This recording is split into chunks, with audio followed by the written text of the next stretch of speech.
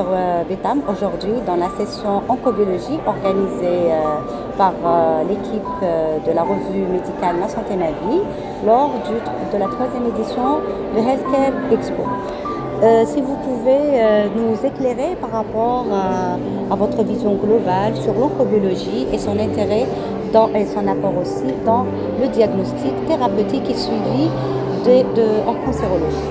Très bien, donc je tiens d'abord à féliciter et à remercier Ma Santé Ma Vie pour l'organisation de cette session. C'est un honneur aussi que j'ai d'avoir présenté ma conférence sur les nouvelles technologies, notamment la protéomique et la génomique dans l'oncologie. C'est une première où on intègre maintenant la protéomique dans pas le diagnostic, le dépistage, je dis bien le dépistage en oncologie. Donc je leur ai présenté une petite intervention sur la faisabilité, quelles sont les étapes pour qu'on puisse confirmer effectivement la présence d'un marqueur ou des marqueurs tumoraux par la protéomique.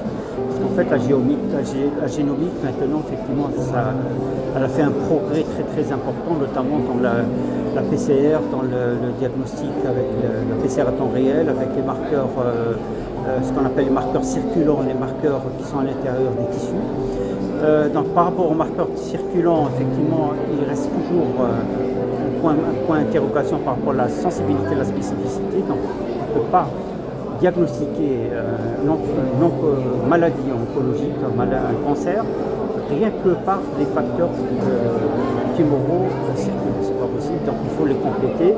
Et il y a bien sûr la technologie de pointe, la technologie qu'on appelle le diagnostic de référence, ça reste l'histologie, l'immunohistologie ou l'histologie. Donc il faut voir la pièce, la regarder au microscope et voir effectivement s'il y a réellement la présence de cellules tumorales. Et ce que j'ai présenté aussi, c'est l'importance des technologies émergentes, notamment le NGS. Il y a même ce qu'on appelle le Million, c'est un petit séquenceur portatif qu'on peut l'utiliser même sur le terrain. Dans le cadre par exemple d'un dépistage dans le grand public, pour voir notamment le cancer du sein surtout, pour voir effectivement ce que la personne elle est susceptible ou non, lorsqu'il y a un risque ou lorsqu'il y a un doute voilà, du diagnostic.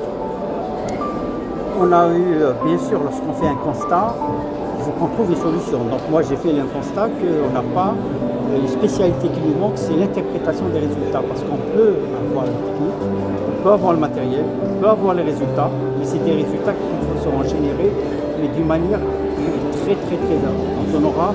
C'est un appareil qui peut générer des centaines de millions de gènes. Et nous on a besoin que de 3 ou 4. C'est-à-dire qu'il faut trouver des logiciels, des spécialistes qui peuvent éviter les redondances, parce que c'est un appareil aussi qui a ses artefacts, donc il refait les mêmes gènes, c'est un séquenceur, c'est pour ça qu'on dit à haut débit, ce qui va générer beaucoup de données. Et le bioinformaticien, c'est lui qui va sélectionner les gènes les plus importants, ce qu'on appelle les gènes efficaces, et qui ont, par exemple, c'est des gènes qui sont spécifiques par rapport au marqueur particulier, le BRCA1, BRCA2, par exemple, tu as le cancer du sein, etc., ainsi de suite, donc on peut l'évoluer. Mais ce qui nous manque effectivement, c'est la formation bioinformatique. On n'a pas de bioinformaticiens. Le peu qu'on a, ils ont été pris à l'étranger. Voilà.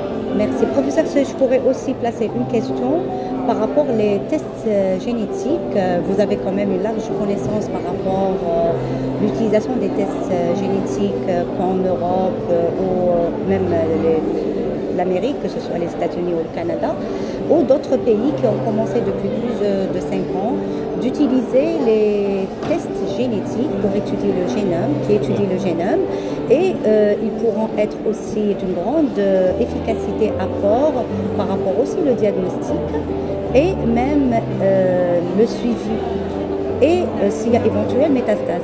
D'après vous, est-ce que ces tests génétiques, si on pourrait aussi les utiliser en Algérie, ils sont d'un grand apport par rapport au dépistage et le diagnostic? Donc les tests génétiques sont déjà applicables, ils sont l'application de l'Algérie, malheureusement pas à grande échelle, c'est à une échelle très minime. Ça c'est dû bien sûr au coût du test, ça coûte excessivement cher.